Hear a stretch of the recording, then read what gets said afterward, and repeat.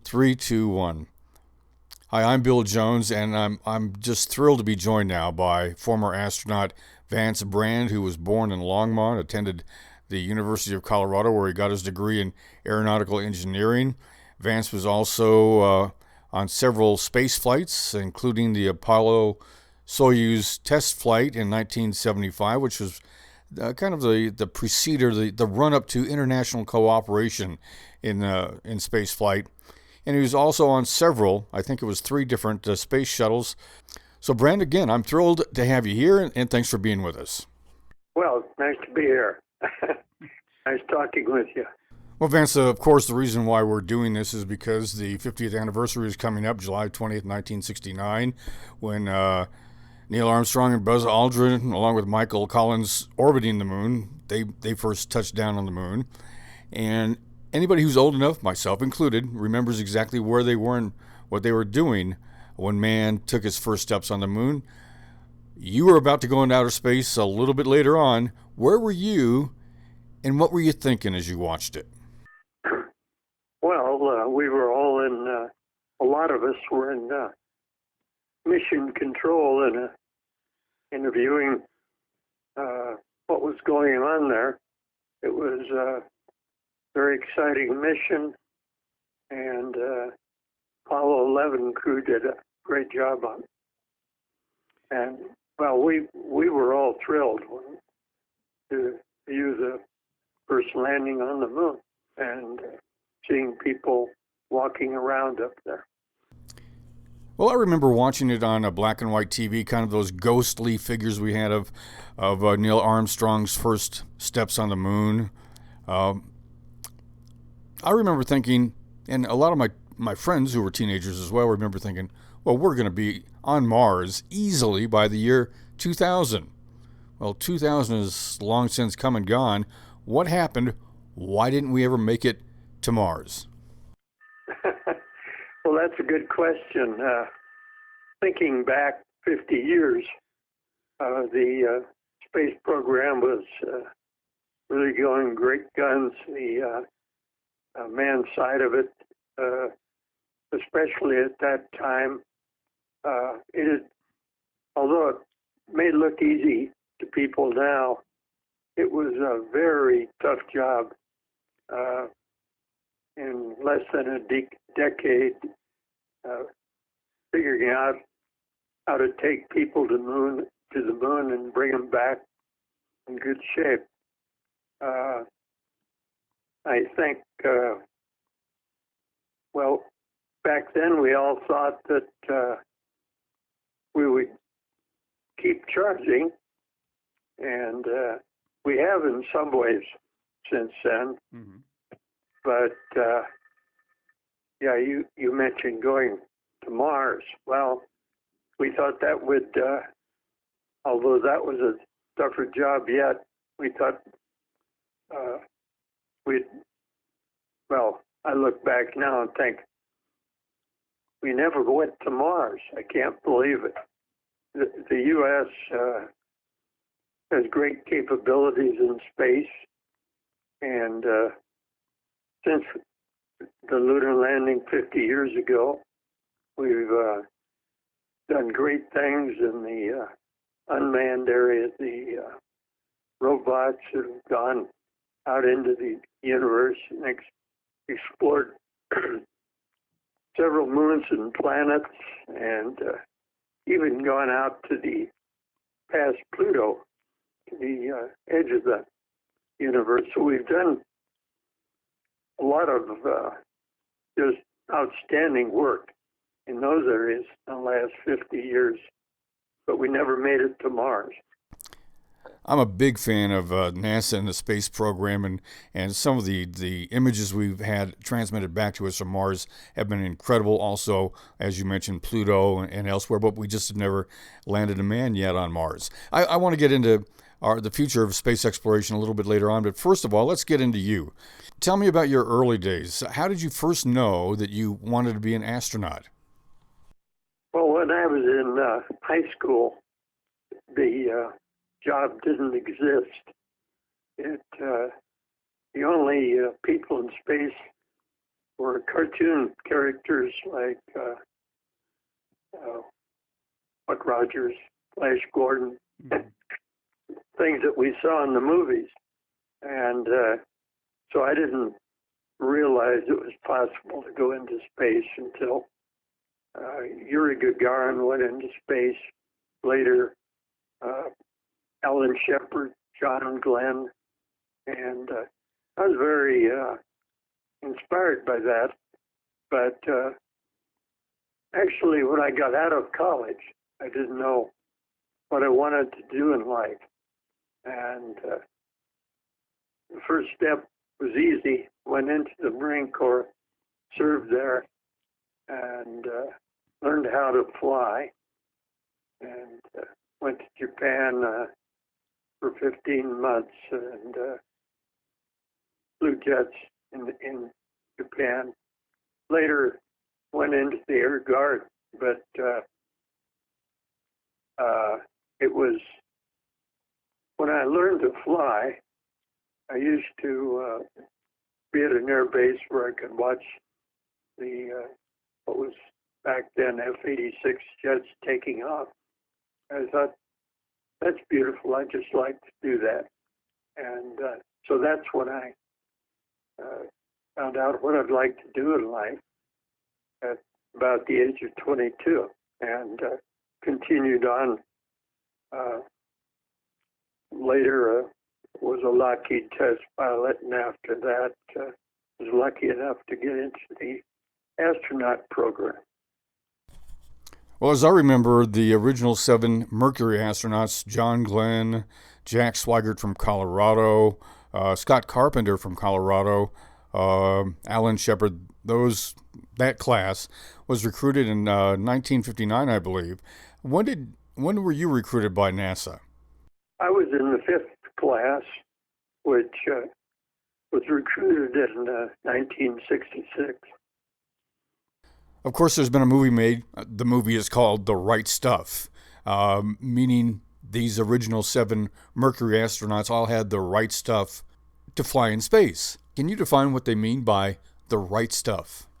Well, back then, NASA, the space program was in its infancy.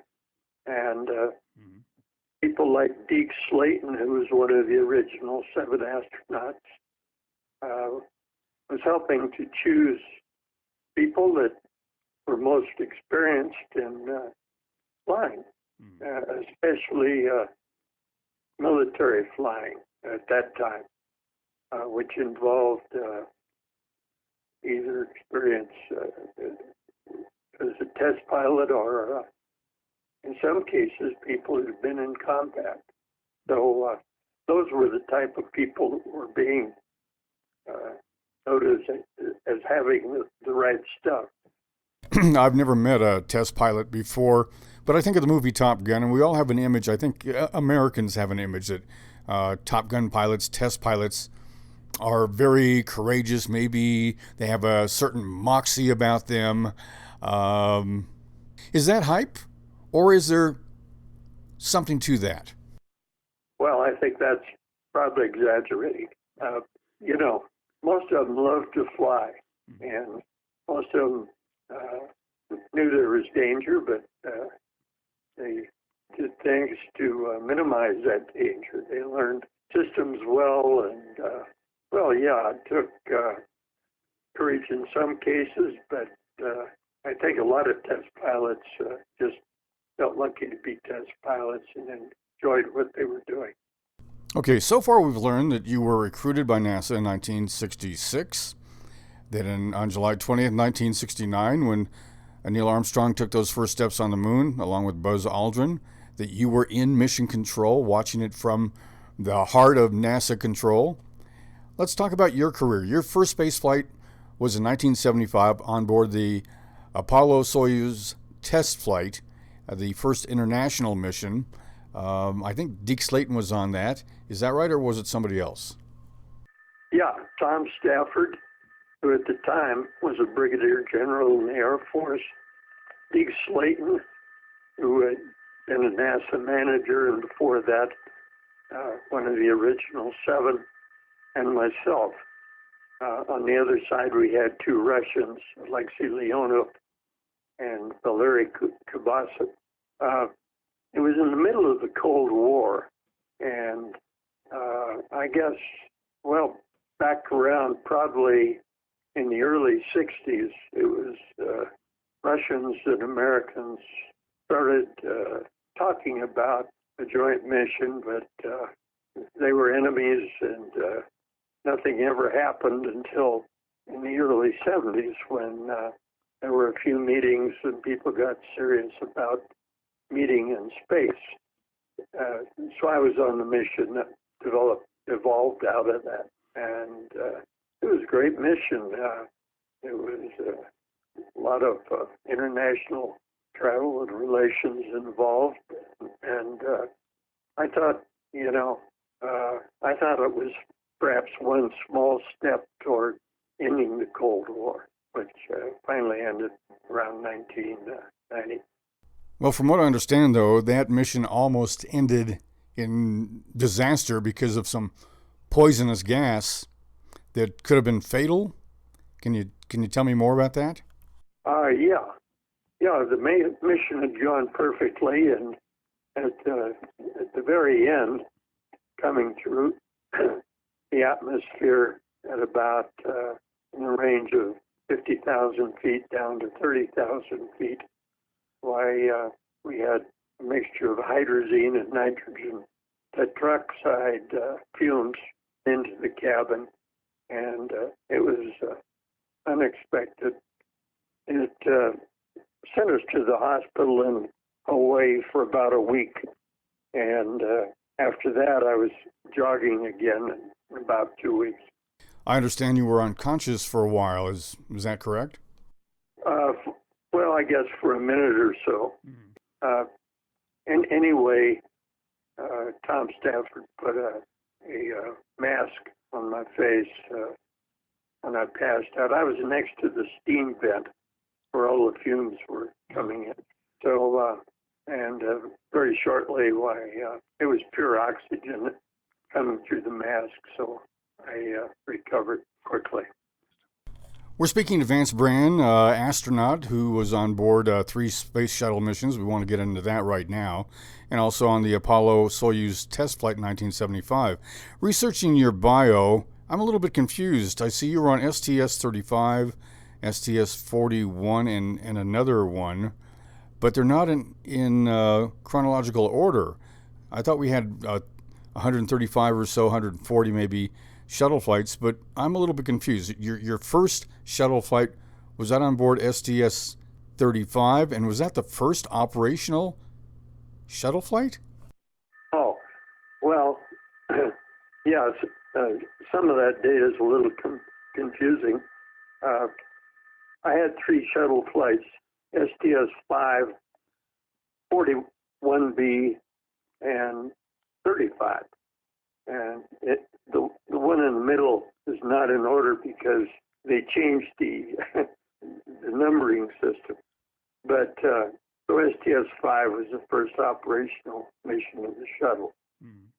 And we had a crew of 4, STS-41B.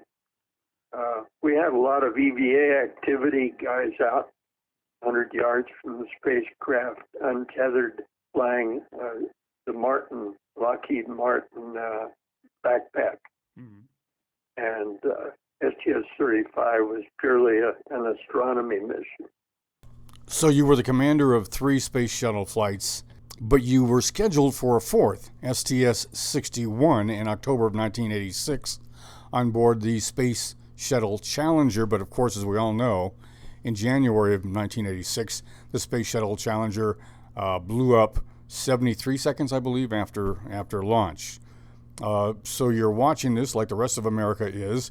You know that you were scheduled to go up in that very craft just about 10 months later, and it blew up in front of everyone's eyes. What was going through your mind as you watched this unfold? Well, I think everybody should understand that although all efforts are made to make space flight safe, and safety translates into mission success. That flying in space does have risks involved. It's obvious, and that will continue. If it does not, if we try to be so risk-free that we'll not ever risk people's lives, space flight is risky. In sort of the same sense that early aviation is risky. And even now, in aviation, we have not many, but we have a few accidents. So despite the Challenger disaster in 1986 and later on the Columbia disaster in 2003, you think NASA has been doing a pretty good job of balancing risk against what they're trying to accomplish? Yeah, I do. I absolutely do. In a way, it was a miracle that we put human beings on the surface of the moon back 50 years ago. It was just an unbelievably good job. 400,000 workers were involved, and a lot of talented management.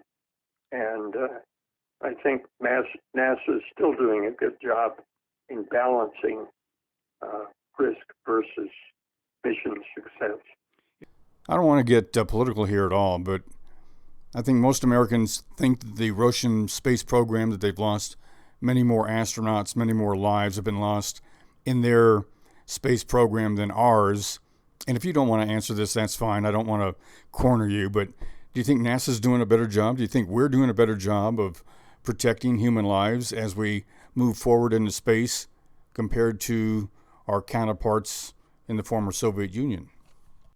Well, obviously, I think we learned a little bit from them in the beginning of the space program, but I think since they've gotten involved in flying with us, why, they've learned a lot.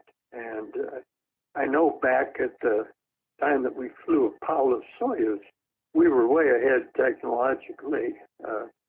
For example, we had a spacecraft computer, and they hadn't put a computer on the spacecraft yet. They had something that was sort of a electromechanical selector that they used to turn on a light or to start the deorbit program. So I think in my mind, they did some great things in the beginning. They took a lot of risks, and they did some magnificent things, like putting robots on the moon first. But, well, I think we're ahead of them, but I'm more concerned about maintaining a lead over the rest of the world. China's coming up real fast. I would like to see America retain its lead in space. And we could go to Mars with people. I know we've done magnificent things with robots up there, but it's the will of the people is what has to be behind space. And I'm sorry to interrupt you there, but so it's the will of the people is what you're saying here. I think back to a few short years after we landed on the moon with Buzz Aldrin and Neil Armstrong, maybe Apollo 14 or 15, that none of the major networks even carried a live news conference from the astronauts who were on their way to the moon because the American public had become bored with it. We've done it a couple of times. There's nothing new here. So I think what you're saying is, unless the people are behind it, well, then Congress isn't going to be behind it, is not going to fund it. So it really boils down to, if we have a national will to move forward with the space program, that's the only way we can do it. Is that what you're saying? I don't mean to put words in your mouth. Well, I think what it takes is a goal stated nationally, and then funding to support that. In the past, we've had the goal without sufficient funding, or I guess you'd say public support to carry through on it.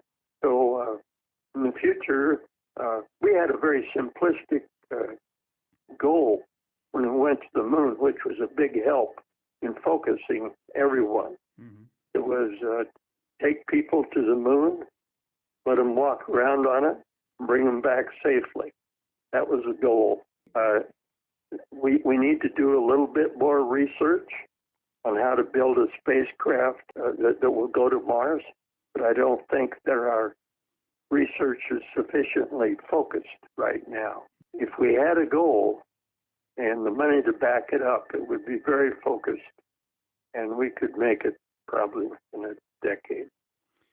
Well, you say the goal was a very simple one when we first went to the moon: send people to the moon, have them walk around a bit, and come back. Only one time did we almost not accomplish that mission's goal, and that was Apollo 13 with James Lovell, Fred Hayes, and Colorado astronaut Jack Swigert.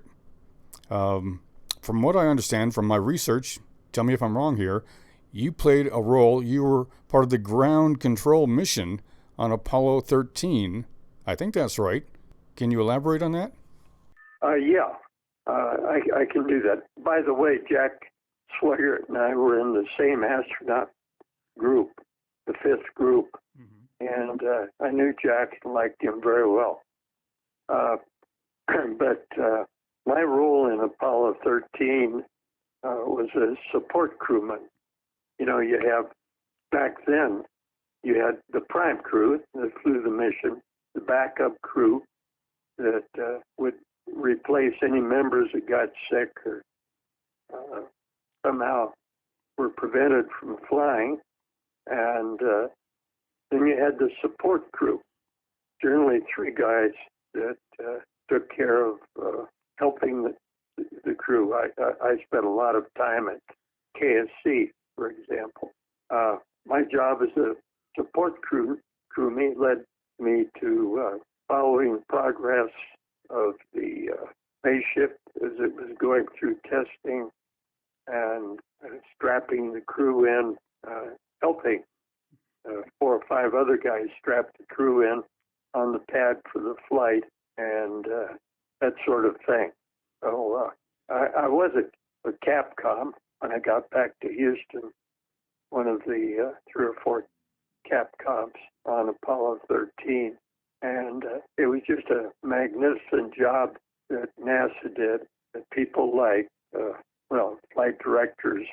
There were several of them, Gene Kranz and Lynn Lenny, several others, did just a magnificent job in figuring out what was wrong, what had happened up there, and how to get those guys home safely.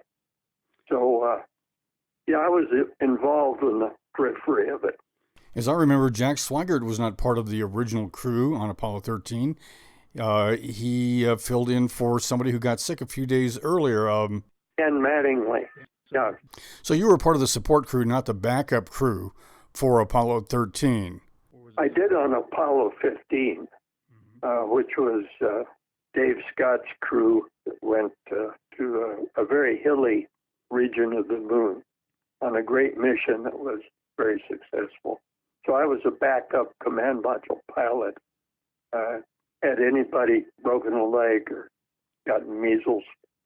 And of course, we were all wanting the best for the prime crew, but we were hoping too that somehow we could get to fly on the mission. Vance Brand, born and raised in Longmont, Colorado, the commander of 3 Space Shuttle missions, was scheduled for the 4th onboard Challenger in October of 1986, but of course that program was put on hold in January of 1986 when the Challenger blew up shortly after taking off from Cape Canaveral. He also was a pioneer in international space relations as a member of the Apollo-Soyuz test flight in 1975, and he was part of the backup crew, never made it to the moon, but if somebody had gotten sick, he would have been going to the moon on Apollo 15. Vance, I really do appreciate your time. Thank you very much.